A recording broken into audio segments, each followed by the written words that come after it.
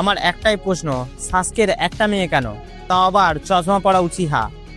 সাসকের dream ছিল সে নিজের ক্ল্যানের বদলা নিয়ে উচিহা ক্ল্যানকে আবার আগের মতো করতে চেয়েছিল। বাট তার একটা মেয়ে কেন?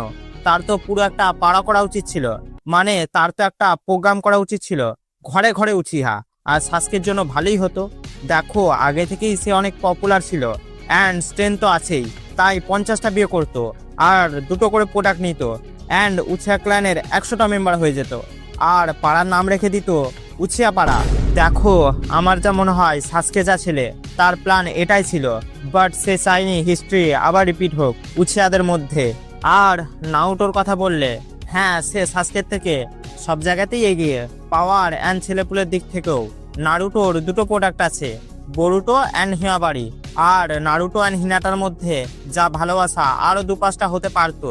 নারুটো বেচারা এইসব করার জন্য টাইম পায় না, না হলে আমরা হিমাবাড়ির আরো 2-4টে ভাই বোন দেখতে পেতাম।